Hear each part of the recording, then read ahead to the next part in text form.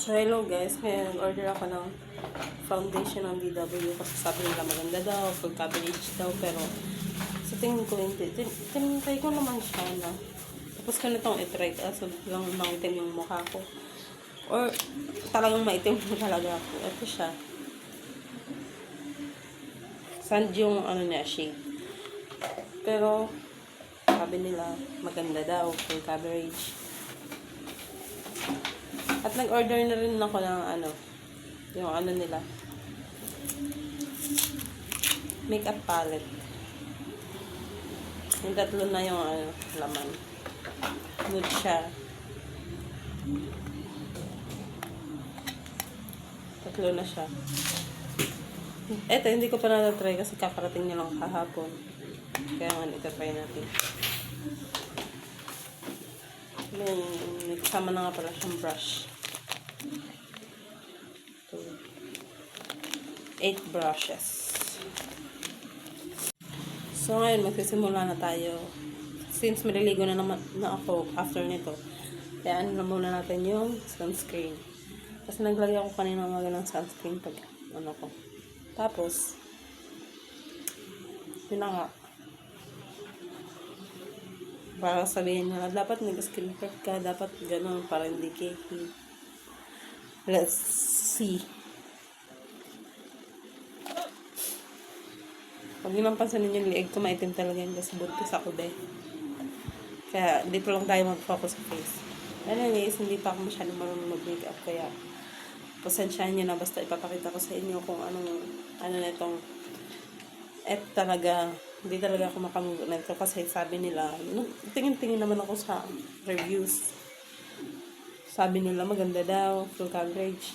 Pagtingin ko sa pagdating trinay ko agad. Parang walang nangyari. So, maglalagay nga muna tayo ng lip serum ng brushing. Para mamaya, pag mag-lipstick tayo. Ito isa din, parang wala ding effect eh. Pero okay na. Wait lang kasi siya. Tapos, mag-sunscreen tayo. Ito pa nga palang ginagamit kong sunscreen. SPF 50++.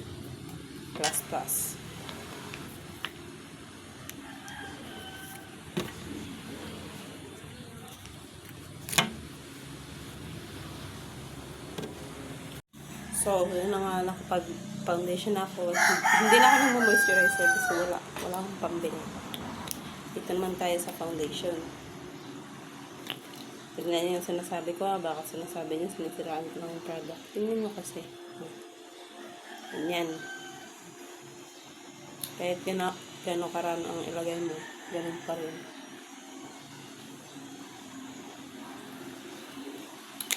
Brush yung gagamitin ko kasi nag-absorb lang sa pag-puff. Sige, blend natin ito. Blend lang natin ito.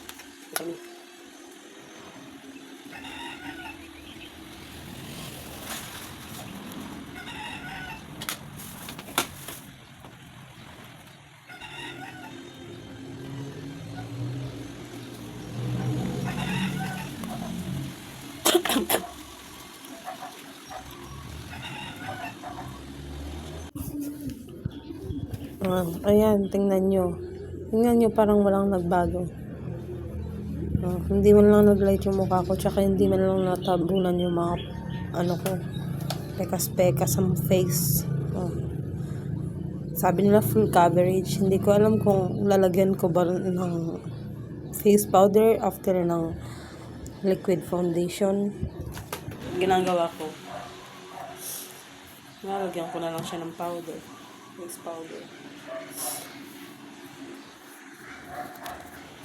So yun, after nun, ito na ang utsura ko. Tingnan mo naman.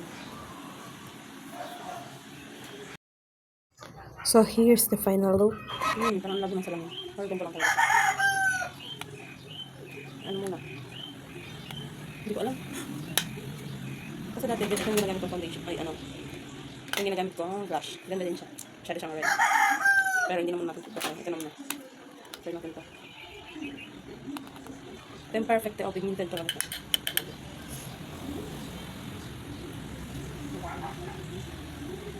Perfect.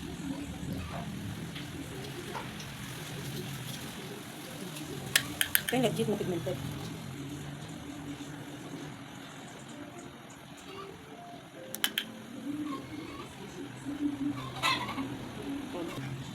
Kamay na lang, be. Hindi talaga marunong lang brush.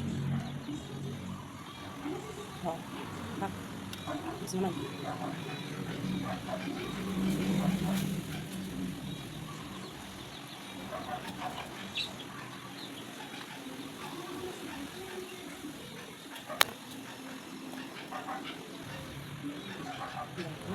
Ito.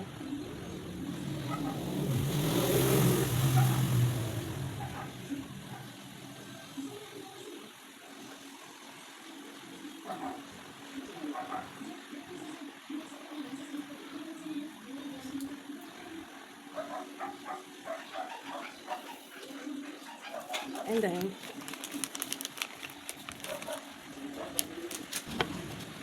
masyalishin na rin ito.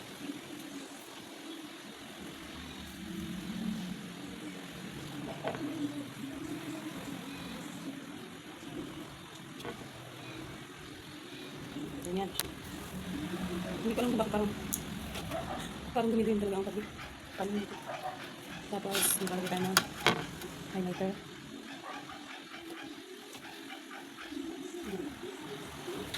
Dito din.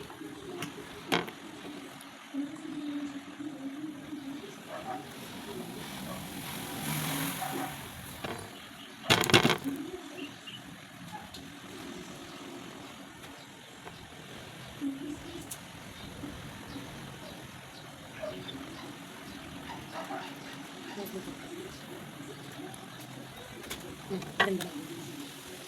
Tapos, ano tayo? Powder na powder.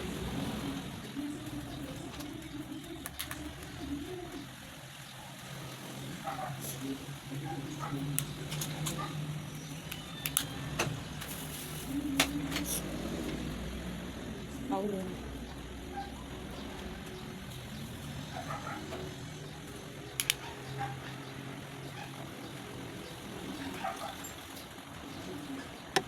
So, here's the final look. Hindi ko na napakita sa inyo. Ayan nga palang ginamit kong blush on. And then, inayos ko na lang ng lip tint. Ito talaga yung problema kong foundation. Yun lang naman. Pero yung makeup palette, maganda siya. Masyado siyang tinted. Kahit konti lang ilagay mo. Diba? Ganda pa.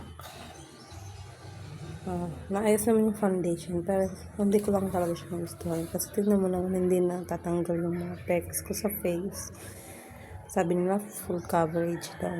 Hindi naman. Hindi naman sa paninira. Honest review lang sa mga nakapanood nito. Not to bashing, okay?